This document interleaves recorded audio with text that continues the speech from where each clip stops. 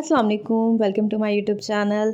क्या हाल है आप सबका? अल्हम्दुलिल्लाह मैं बिल्कुल ठीक हूँ। जैसे कि आप देख सकते हैं सुबह का वक्त है और सूरज हल्का हल्का निकल रहा है। तो मैं उठी थी, मैंने जल्दी से नमाज़ पढ़ी।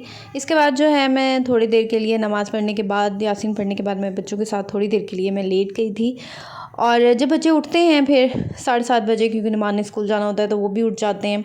तो देन फिर उसके बाद मैं इनके साथ उठी और यहाँ पे बच्चों को मैंने जो था वो नुमान तैयार हो रहे थे तो बच्चे नुमान के पीछे पीछे लगे हुए थे कि बाबा के साथ हमने जाना है, बाबा के साथ। बस उनके साथ सुबह सुबह लगे होते हैं। तो मैंने कहा चलें जल्दी जल्दी मैं ज़रा बिस्तर वगैरह कर लूँ, समेट लूँ। अच्छा, सुबह का टाइम स्पेशली जो विंटर में होता है ना मेरा, वो बहुत ज़्यादा मसरूफ़ होता है, क्योंकि बच्चों को सुबह के वक्त इनको तैयार करना होता है, इनको मोटे कपड़े पहनाने होते हैं, इनको सॉक्स पहनानी होती हैं। गर्मियों में तो ये सारा कुछ नहीं करना पड़ता, बट सर्दियों में तो बहुत ज़्यादा जो होती है एक ज़िम्मेदारी सुबह के वक्त बहुत ज़्यादा बढ़ जाती है। जिनके स्पेशली जिनके बच्चे जो स्कूल वगैरह जाते हैं उनके लिए तो एक बहुत ज़्यादा मुश्किल मॉर्निंग होती होगी, बिज़ी मॉर्निंग होती होगी। बच्चे तो स्कूल नहीं जाते, लेकिन यार छोटे बच्चों का काम मेरे ख्याल से उतना ही बराबर होता है जितना ये होता है कि बड़े बच्चों का होता है, स्कूल जाने वालों का। इंशाल्लाह अगले साल मेरे भी बच्चे स्कूल जाएंगे 2। तो यहाँ पे अज़ान को तो मैंने तैयार वगैरह करके भेज दिया था। अज़हान को मैं देख रही थी कि इसका पैम्पर, क्योंकि आजकल इसकी बेचारे की तबीयत थोड़ी ख़राब हुई हुई है। आई थिंक ये दांत निकाल रहा है, इस वजह से इसका ये हुआ हुआ है। दूसरा समझ नहीं आती यार, मौसम इतना अजीब हुआ हुआ है, दिन में इतनी तेज़ धूप हो जाती है और एकदम से अज़हान को पसीना भी आने लग जाता है और एकदम से इसको जो है वो ठंड सी भी हो जाती है, हाथ पाँव ठंडे हो जाते हैं। तो मुझे कुछ समझ ही नहीं आ रही होती कि बेचारे के साथ करूँ क्या, कैसा पहनाऊँ। तो रात को बस मैं इसको ऐसे ही है कि हल्का फुल्का ही रख लेती हूँ। खैर, यहाँ पे दिन जो है वो स्टार्ट हुआ हुआ था। आप लोग कमेंट्स में मुझे बताएंगे आप लोगों का जो मॉर्निंग रूटीन है वो बहुत ज़्यादा मसरूफ़ गुजरती है या बस ऐसे ही नॉर्मल सी गुजरती है। तो बस ये होता है कि इसके बाद मॉर्निंग में हमने जाना होता है, औरतों का जो काम होता है फसली किचन में जाना। ये सबसे मतलब किचन में जाओ और मतलब स्टार्ट हो जाओ, यहाँ से दिन हमारा स्टार्ट होता है किचन से और किचन में ही ख़त्म हो जाता है। सुबह किचन में होती है, रात किचन में होती है, बस ऐसे ही होती है। यहाँ पे अज़हान को मैंने देना होता है सबसे पहले फीडर। उसने उठ जाता है, एक तो वो उठ जाता है बहुत जल्दी 6 बजे 5:30 बजे। जैसे ही मैं नमाज़ के लिए उठती हूँ ना तो वो उठ के बैठ जाता है, लेकिन खेलता रहता है, लेटा तंग नहीं करता। तो ये होता है उस वक्त पी लेता है फीडर। फिर उसके बाद मैं इसको देती हूँ ज़रा बाद में फीडर, जब मैं नाश्ता वगैरह बनाने लगती हूँ ना, फिर मैं इसको फीडर वगैरह देके इसको उसके झूले में लिटा देती हूँ ताकि ये तंग ना करे, रोए ना और मैं ईज़िली आराम से ज़रा नाश्ता वगैरह बना लूँ। तो अज़हान को तो फीडर देके मैंने लेटा दिया था और मैं बना रही थी यहाँ पे नाश्ता बच्चों के लिए और अपने लिए। सुबह के टाइम ये होता है कि बस बच्चों को होता है बस हमें दे दें, क्योंकि रातें जो गई हैं वो लंबी हैं। फीडर वगैरह मैंने इनका ज़रा कम ही करवाया हुआ है। असलान तो माशाल्लाह रात में फीडर नहीं पीता, माशाल्लाह 3 साल का है और इसका रात को फीडर मैंने काफ़ी हद तक छुड़वा दिया है। बस ये कि सोने से पहले मैं इसे दे देती हूँ, भाई सोने से पहले पी लो, चाहे 2 P low 3 P low feeder. लेकिन रात को जब सो जाता है ना तो फिर मैं इसको फीडर नहीं देती, क्योंकि मैं इसको पैम्पर वगैरह मैंने इसको छुड़वाया हुआ है। हाँ, अज़ान जो है अज़ान पी लेता है 1 फीडर दरमियान में, और अज़हान भी पी लेता है 2 फीडर, और अज़लान नहीं पीता। अज़लान को मैं सुबह मॉर्निंग में अगर कभी 4 बजे 5 बजे मैं उठती हूँ नमाज़ के टाइम, तो फिर बोलता है मम्मा थोड़ा सा दूध दे दो, तो तब मैं इसको थोड़ा सा दूध दे देती हूँ, बट ज़्यादा नहीं। तो फिर ज़ाहिर है आजकल रातें लंबी हैं, बच्चों को फिर भूख वगैरह लगती है और बस ये ऐसे ही दिन जो है मसरूफ़ियत में गुजर जाता है सारा, बच्चों के साथ 3 बच्चों के साथ। मुझे बहुत से लोग कहते हैं भाई ये तुम तो बच्चे हैं छोटे, तुम्हारे पास तो काम भी नहीं है करने को, एक रूम है आराम से, छोटा सा किचन है। लेकिन आप लोगों को क्या पता यार कितनी मसरूफ़ियत होती है बच्चों के साथ, सारा दिन बच्चों को देखना खपना, और फिर रात के टाइम भी इनको उठना, कभी किसी को देखना कभी किसी को देखना। रात को मैंने आपको बताया कि मैं अज़लान को जो पैम्पर नहीं लगाती, तो रात को ये होता है कि मेरा इसको बार बार उठा के वॉशरूम में लेके जाना पड़ता है, तकरीबन 2 से 3 दफ़ा। बच्चा है अभी छोटा, ज़ाहिर है इसको बार बार, और जैसे अज़ान ने दूध पीना होता है, अज़ान ने, फिर मुझे इनका बार बार अज़ान का पैम्पर देखना पड़ता है कि कहीं लीक तो नहीं हो गया। उसके बाद अज़हान, आजकल अज़हान की काफ़ी तबीयत ख़राब हुई हुई है, बार बार रात के टाइम ये होता है कि इसको मुझे पैम्पर चेंज करना पड़ता है। बस क्या करें, मेडिसिन इसको दे रही हूँ। अल्लाह करे आप लोग भी कोई टोटका कुछ बता दें कमेंट्स में अगर आप लोगों को पता है। बहुत ज़्यादा बेचारा कह दें कि ये तकरीबन 1-2 हफ़्ते हो गए हैं, मैं इतनी परेशान हुई इसके, हर मेडिसिन के लिए डॉक्टर के ले गई।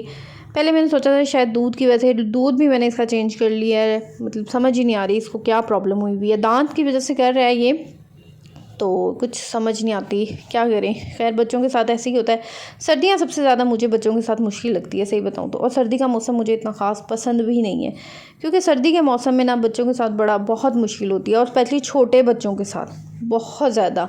अगर इनका ज़रा दूध गिरा दिया तो पूरी शर्ट अंदर तक हाई नेक वगैरह सारी गीली हो जाती है। और यही हाल होता है अगर क्या कहते हैं पैम्पर लीक हो गया तो ट्राउज़र 2 पहने होते हैं नीचे लेगी वो भी हो जाती है। अज़ान यहाँ पे इतना ज़्यादा रो रहा था नाश्ता करने के बाद, मैंने इनको भेज दिया था नीचे। और वो इसलिए रो रहा था कि बाबा इनके चले गए थे, बाबा चले गए, बाबा चले गए हैं। हम तो बाबा ये कि बाबा इनके स्कूल चले गए थे स्कूल, तो ये इसलिए रो रहा था कि बाबा चले गए और मुझे नहीं लेके गए।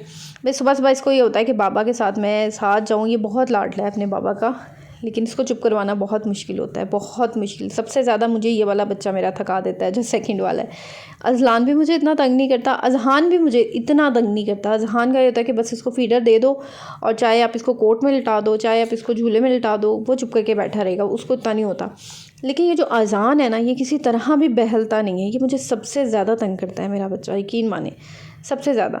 अब आपको बताऊँ, ये मेरा जो बच्चा है ना, वो मैंने 36 वीक में इसकी डिलीवरी करवा दी थी खुद ही। अभी आप यकीन मानेंगे खुद ही, क्योंकि उस वक्त ही मेरे भाई की शादी, तो बस मैंने कहा यार 36 वीक हो गए हैं, ठीक है मैच्योर हो गया बच्चा ये वो, तो वो चक्रों में मैंने भी करवा दी। लेकिन मुझे नहीं पता था कि ये इतना नुकसान होता है। देखिए अब हम कहते हैं ना अरे बस करवा लो यार 36 वीक हो गए हैं कुछ नहीं होता, लेकिन यार बहुत मुश्किल होता है। प्लीज़ अगर आप लोग प्रेग्नेंट है तो 36 वीक में मत करवाइए अगर आप बिल्कुल ठीक है। और यकीन माने अज़लान मेरा 39 वीक में हुआ था, अज़हान की मेरी हुई थी 38 वीक में।